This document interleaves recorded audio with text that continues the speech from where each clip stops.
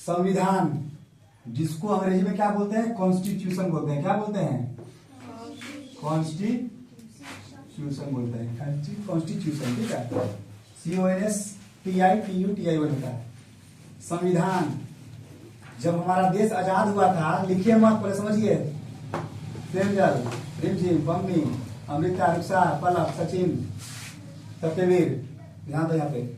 जब हमारा देश कब आजाद हुआ था जी, सत्यवीर राज? 1975। वाह, बहुत ही अच्छा जवाब। कब हुआ था? 15 अगस्त 1947 को हमारा एक देश क्या हो गया, रिपब्लिक देश बन गया, गणतंत्र देश बन गया। अपना झंडा हम लोग का फहर गया, जो भी है, रेड फोर्ट पे, लाल किला पे। तो जब समझा हमारा देश जब आजाद हुआ तो बहुत सारी लॉट्स ऑफ चैलेंजेस, बहुत सारा चुनौती था हमारे देश में कि देश कैसे चलेगा। इतना बड़ा देश है, विविधताओं से भरा देश है, कैसे चलेगा देश। और हम लोग का देश एक ऑलरेडी एक दंश झेल रहा था, पार्टीशन का दंश, पार्टीशन का दंश, पार्टीशन का दंश झेल रहा था हमारा देश। कौन सा पार्टीशन? जब भारत से पाकिस्तान अलग हुआ था, है ना, उसमें लाखों लोग मारे गए थे।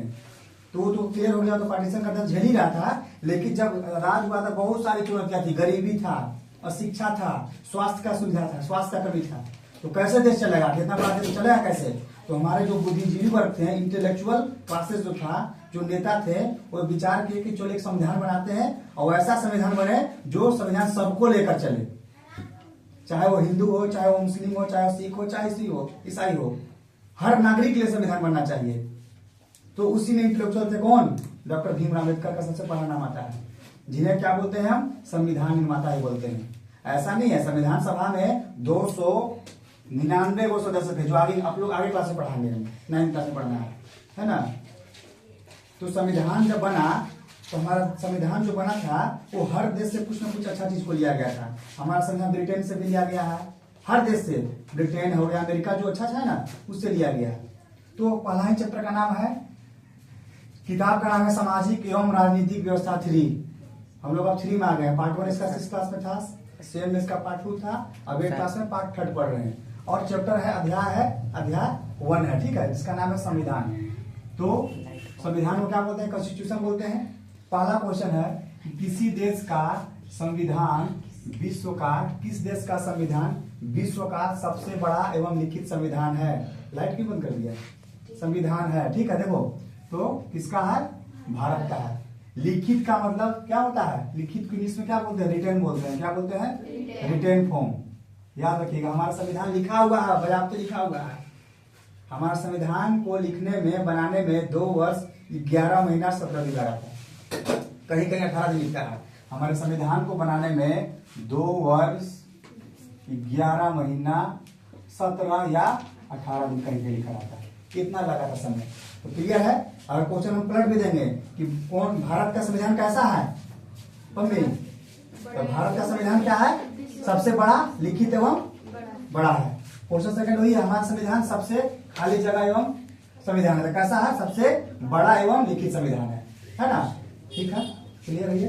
क्वेश्चन थर्ड देखो, हमारे देश में कौन सी शासन व्यवस्था को अपनाया है? अभी सत्यवीर कुछ देर पहले पूछ रहा था, शासन सर ये संघीय क्या होता है? सर क्या है इसका? है संघीय है। संघीय क्या होता है? संघीय का मतलब होता है कि सरकार का लेयर बना हुआ है।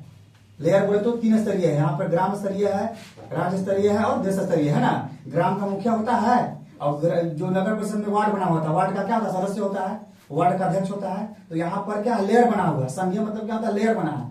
हर यहाँ गाँव का अलग सरकार है ना, गाँव का अलग सरकार है, उसके ऊपर जाओगे जिला का अलग सरकार है, और उसके ऊपर जाओगे राज्य का अलग सरकार है। हर यहाँ लेयर हुआ। लेकिन संघीय का मतलब होता है कि जो सरकार का जो शासन प्रणाली हो 3 स्तरीय बटा हुआ स्तरों में, मतलब संघीय का मतलब सिंपल भाषा में जो सरकार क्या होती है, कई स्तरों पर विभक्त होती है ना, याद रखना।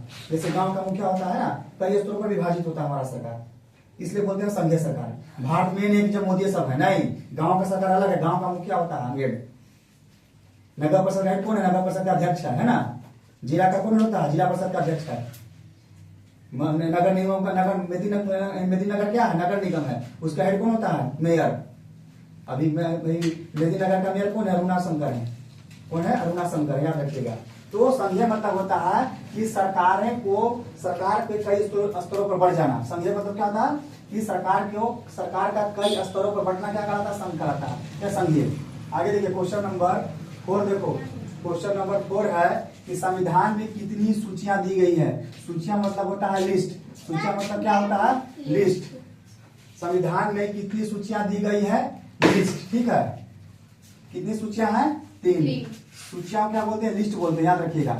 लिस्ट का मतलब होता है कि हर चीज, देश में हर चीज है, कानून बनाना है, पुलिस है, प्रशासन है, शिक्षा है, बैंकिंग है ना, बहुत सारा चीज है। तो सबको एक सूची में ला सकते हैं, इसलिए 3 सूची बनाया गया है। तीनों सूची में सबको अलग रखा गया है ना। कि हम पढ़ा देंगे आगे से, पढ़ाएंगे ना तो पता चल जाएगा कि कौन सूची में कौन आता है, पुलिस किस में आता है, कानून किस में बनाते हैं, बैंकिंग किस में आता है, और जो भी सेवा क्षेत्र किस में आता है। ये 3 सूचियां है। 3 सूचियां याद रखिएगा, संघ सूची है, राज्य सूची है, और एक क्या है, समवर्ती सूची है। याद रख पूछ सकते हैं कि संविधान में कुल कितनी सूचियां हैं, 3 सूचियां हैं। राज्य सूची, पहला संघ सूची, दूसरा राज्य सूची, और तीसरा समवर्ती सूची।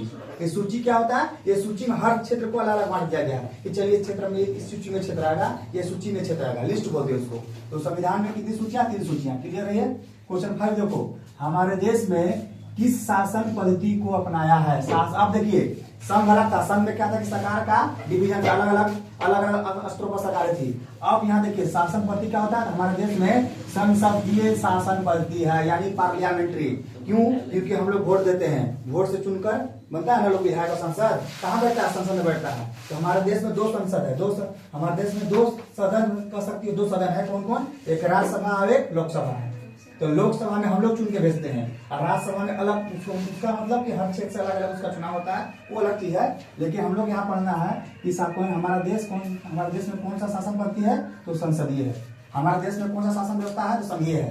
याद रखना, कंफ्यूजन नहीं होना है। हमारे देश में कौन सी शासन व्यवस्था है, बोला संघीय। दूसरा, हमारे देश में कौन सा शासन पद्धति है, संसदीय। बस इस कंफ्यूजन दूर रखना इसको। आगे देखिए 6 नंबर, केंद्र स्तर पर कार्यपालिका का संवैधानिक अध्यक्ष कौन होता है, तो राष्ट्रपति होता है। राष्ट्रपति को क्या बोलते हैं, राष्ट्रपति क्या बोलते हैं, प्रेसिडेंट बोलते हैं। क्या बोलते हैं, प्रेसिडेंट बोलते हैं, PRESIDENT। अब अभी वर्तमान में कौन है प्रेसिडेंट, भारत की महामहिम श्रीमती द्रौपदी मुर्मू है, जो कि झारखंड की ऑलरेडी राज्यपाल रह चुकी है वो। आगे देखिए, जो कि क्या कहते हैं, शेड्यूल ट्राइब्स आती है वो। क्वेश्चन नंबर 7 देखो, मंत्री परिषद का अध्यक्ष कौन होता है, तो कौन होता है, प्रधानमंत्री। प्रधानमंत्री को इंग्लिश में क्या बोलते हैं, प्राइम मिनिस्टर। क्या बोलते हैं, प्राइम मिनिस्टर। याद रखिएगा, प्राइम मिनिस्टर बोलते हैं। अभी भारत का वर्तमान प्रधानमंत्री कौन है, श्री नरेंद्र दास मोदी। श्री नरेंद्र मोदी बोलना या श्री नरेंद्र दामोदर दास मोदी, श्री नरेंद्र दामोदर दास मोदी पूरा नाम है वो। आगे देखिए क्वेश्चन नंबर 8, उच्चतम न्यायालय और उच्च न्यायालय के न्यायाधीशों की नियुक्ति कौन करता है, तो राष्ट्रपति करता है। नियुक्ति को अंग्रेजी में बोलते हैं अपॉइंटमेंट। अपॉइंट क्या बोलते हैं, अपॉइंटमेंट करते हैं, ठीक ना, अपॉइंट करता है। क्या अपॉइंट से बनता है, अपॉइंटमेंट बोलते हैं ना। कौन करता है अपॉइंट, कौन नियुक्ति करता है, तो राष्ट्रपति करता है। इनको उच्चतम न्यायालय यानी उच्चतम न्यायालय क्या बोलते हैं, हाई कोर्ट या सुप्रीम कोर्ट। याद रखिएगा, हाई कोर्ट भी बोलते हैं और उच्च न्यायालय को सुप्रीम कोर्ट, सर्वोच्च न्यायालय। तो कोई पूछेगा ना कि हमारे देश में सबसे ऊंचा कोर्ट कौन है, तो सर्वोच्च न्यायालय। हमारे देश का सबसे ऊंचा कोर्ट कौन है, सुप्रीम कोर्ट। याद रखिएगा, कौन कोर्ट है, सुप्रीम कोर्ट, है ना। इसके नीचे कौन होता है, हाई कोर्ट। कौन होता है, हाई कोर्ट। उसके नीचे होता है जिला कोर्ट, डिस्ट्रिक्ट कोर्ट। कौन होता है, डिस्ट्रिक्ट। याद रखिएगा, अगर हम लोग को विवाद होगा तो पहले कहाँ जाएंगे, डिस्ट्रिक्ट कोर्ट में। अगर यहाँ नहीं सुलझा, यहाँ डांटेंगे। अगर यहाँ विवाद नहीं सुलझा तो कहाँ हम लोग फाइल करेंगे केस, हाई कोर्ट में। हाई कोर्ट में नहीं हुआ रांची, तब फिर जाकर कहाँ जाएंगे, सुप्रीम कोर्ट। इसके ऊपर कोई नहीं, खत्म, है ना। याद रखिएगा, हमारा यही कोर्ट का सिस्टम है, पहले डिस्ट्रिक्ट कोर्ट, हाई कोर्ट, फिर सुप्रीम कोर्ट। मेदिनीनगर, रांची, दिल्ली, यही है। क्वेश्चन नंबर देखो 9। क्वेश्चन नंबर 9 है कि वर्तमान में कुल कितने मौलिक अधिकार हैं। देखिए 6, पहले था कितना, 7। तो संपत्ति को अधिकार को हटा दिया गया, जो आगे हम लोग इसका पार्ट 2 में पढ़ेंगे। तो अभी वर्तमान में कुल कितने मौलिक अधिकार हैं, 6 मौलिक अधिकार इंग्लिश में बोलते हैं फंडामेंटल राइट्स। क्या बोलते हैं, फंडामेंटल राइट्स। याद रखिएगा, इंग्लिश इसलिए पढ़ते पड़ा, फंडामेंटल राइट्स। अभी हमारे पास कुल 6 फंडामेंटल राइट्स है। फंडामेंटल राइट्स बोले तो शिक्षा का अधिकार, सबको शिक्षा का अधिकार है, सबको स्वास्थ्य सुविधा पाने का अधिकार है, सबको राशन का अधिकार है। चलो ये भी आता है। मौलिक अधिकार मतलब कि जो बेसिक कम्युनिटीज हो, जो हम लोग का बेसिक जरूरत है। आगे देखिए क्वेश्चन नंबर 10, प्रारंभ में कुल कितने मौलिक अधिकार थे? प्रारंभ में शुरू में 7 गो संविधान में था मौलिक अधिकार, लेकिन एक को हटा कर दिया। किसको हटाया गया था? संपत्ति के अधिकार को हटा दिया गया। तो कितना बच गया? 6 गो। प्रारंभ में था 7 गो। ठीक है, तो याद रखिएगा। किसी को अगर डाउट है तो पूछ लो, हम कल फिर पूछेंगे इसको। ठीक है ना, रिकॉल कर लेना। चलो ठीक है सत्यम, समझ